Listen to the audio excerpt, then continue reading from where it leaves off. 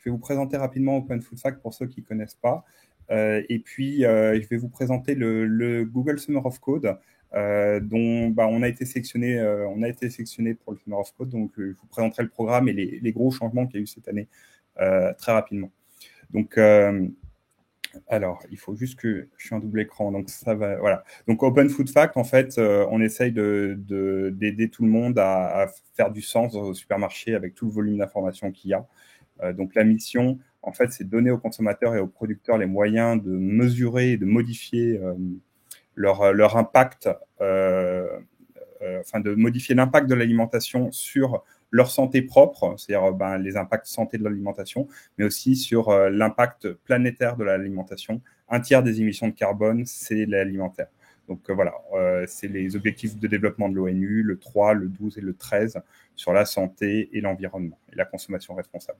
Donc on affiche des choses que maintenant vous commencez peut-être à connaître, le Nutri-Score, le niveau de transformation des aliments, donc les ultra-transformés qu'il faut dans la première santé, et l'éco-score qu'on a lancé l'an dernier sur le côté planétaire. Et donc, très typiquement, ça fonctionne avec une app où on peut avoir de l'information.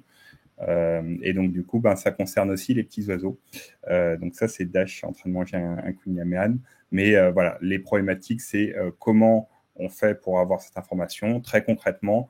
Mais ça, maintenant, le mécanisme est connu. Vous scannez un code barre et vous avez un certain nombre d'informations, donc tous ces scores-là.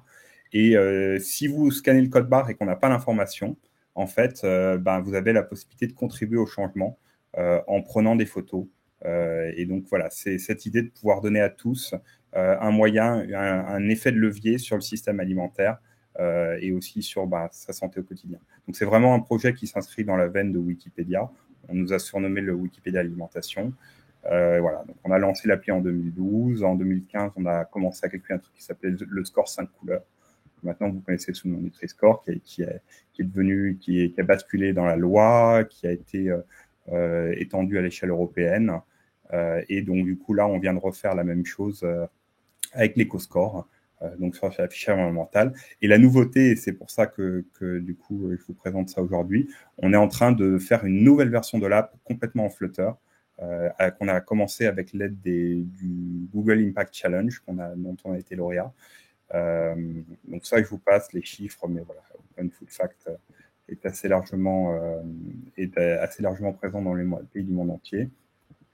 Et donc voilà, cette nouvelle app grand public, elle est, vous êtes familier avec tout ce qui est Flutter, donc c'est une seule base de code propre. On enlève d'un coup les 10 ans de dette technique de l'ancienne app.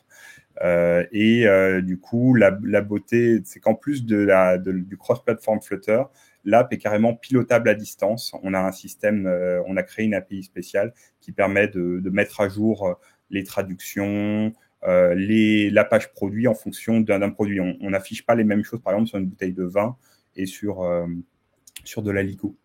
Voilà, c'est personnalisé aussi, tout en respectant la vie privée. Donc, les mêmes choses ne s'affichent pas pour tous les utilisateurs. Par exemple, si quelqu'un d'intolérant au gluten n'aura pas la même carte de scan que quelqu'un qui a d'autres préoccupations. Et voilà, et on diffuse aussi les messages de santé publique. Typiquement, les fruits et légumes, etc. On va avoir des thématiques aussi assez intéressantes, scanner hors connexion, recherche avancée, les listes, le suivi nutritionnel et environnemental, pour permettre aux gens de comprendre leur impact sur le monde. Et donc, du coup, on a été sélectionné pour le Google Summer of Code 2022. Donc, le Summer of Code, pour ceux qui ne connaissent pas, c'est un programme qui a été conçu par Google pour encourager la participation à l'open source. Donc, c'est géré par les communautés open source, donc Open Food Fact, VLC, Wikimedia Foundation, etc. Donc, c'est pour initier des nouveaux développeurs à l'open source. Donc, du coup, ça permet d'amener du sang neuf dans les projets, de fournir aussi une montée en compétences à ceux qui participent sur travailler en mode open et créer du code source qui a un impact dans le monde entier. Donc, pour vous donner une petite idée, là, cette année, les organisations ont été annoncées le 7 mars. Donc là, on entre dans la phase de où vous pouvez évaluer les centaines de projets qui sont disponibles. Il n'y a pas qu'Open Food Fact, hein. Du coup, il va falloir commencer à envoyer vos candidatures courant avril, avec ensuite une phase de sélection et puis une phase de travail sur les projets.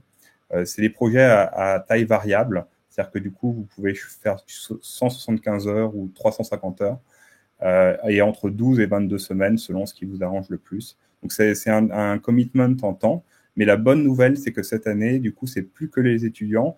Si vous êtes freelance, si vous prenez une période sabbatique, enfin, si vous avez du temps, vous pouvez candidater donc à Open Food Fact, à VLC ou à tout projet qui peut vous intéresser. Donc, j'ai mis 2 liens que Edouard va mettre dans le chat, la page officielle de Google et puis la page qu'on a faite pour Open Food Fact, du coup, avec les projets liés à l'app Flutter, donc le mode offline. Mais en fait, vous pouvez proposer les projets qui vous intéressent. Du moment que vous en discutez avec les mentors potentiels, voilà, c'est OK.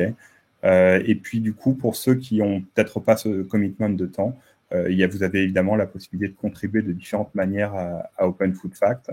Donc, en faisant des pull requests sur la nouvelle appli Flutter, ou même tout simplement en scannant des produits. Vous ouvrez votre frigo et vous pouvez déjà prendre quelques photos et contribuer à la transparence alimentaire. Voilà.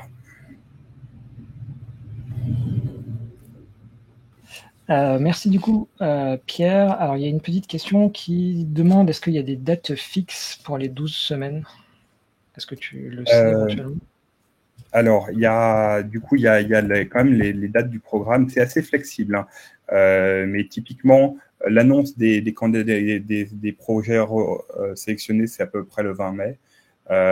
Et globalement, c'est cet été, hein. Donc, c'est juin, juillet, août, quoi. Par contre, il faut avoir terminé avant le 20 septembre pour les projets courts et 21 novembre pour les projets étendus.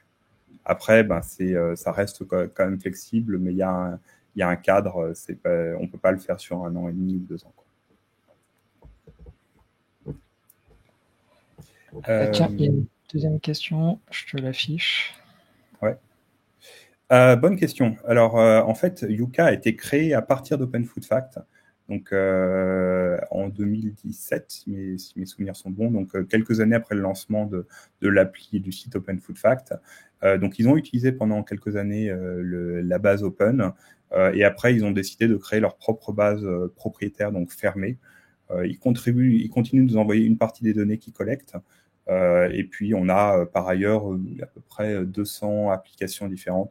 Donc, si vous connaissez Foodvisor pour le régime, des applis plus spécialisées, par exemple comme ERA pour les femmes enceintes. Donc, ça permet de faire plein de réutilisations. Donc, des startups comme Yuka, Foodvisor, etc. Des scientifiques, c'est-à-dire que, par exemple, les études de fiabilité du Nutri-Score ont été faites grâce aux données d'Open Food Fact. Et puis, des trucs complètement, carrément, des balances connectées. Terraillon, si vous avez des balances de cuisine, elles utilisent les données d'Open Food Fact. Voilà, on a aussi un SDK, si vous voulez d'ailleurs faire votre propre appli, si vous n'avez pas envie de contribuer à l'appli officielle, vous pouvez faire votre propre appli. On a un paquet sur pub.dev, donc Open Food Fact Dart, et du coup, c'est méga facile de créer sa propre appli de scan. Ok, là, je la mets sur le chat, comme ça les gens les auront. Donc voilà, pour information, du coup, il y a d'un côté ce SDK en Dart que vous pouvez utiliser. Sinon, il y a aussi le Git avec l'application. Donc voilà, pour ceux qui se demandent où est-ce qu'on peut retrouver du Dart ou du Flutter, il y a typiquement deux gros projets chez Open Food Fact. Je ne sais pas s'il y a d'autres questions éventuellement. Peut-être où est-ce que on peut retrouver Open Food Fact en général, peut-être sur Slack, Alors, oui, j'allais dire sur les stores. Donc, sur les stores. Ah oui, sur les boutiques aussi.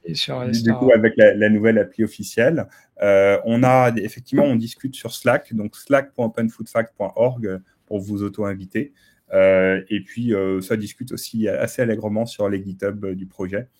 Donc, on travaille de manière collaborative. Là, en ce moment, par exemple, on a les premiers candidats du GSOC qui sont en train de faire des pull requests. Donc, on discute avec eux pour les guider, pour les introduire à l'open source, parce qu'il y en a une partie qui ont... avec un S, à Open Food Facts. Et voilà. Et donc, du coup, et sinon, on a, on a une réunion hebdo aussi le jeudi soir, si ça vous intéresse, où du coup, les différents contributeurs Flutter du monde entier sur Open Food Facts discutent et échangent les nouveautés de la semaine.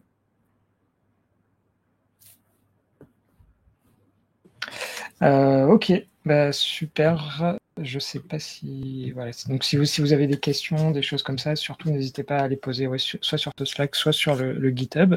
Même le GitHub Flutter, au cas où je vous redirigerai au bon endroit s'il y a besoin.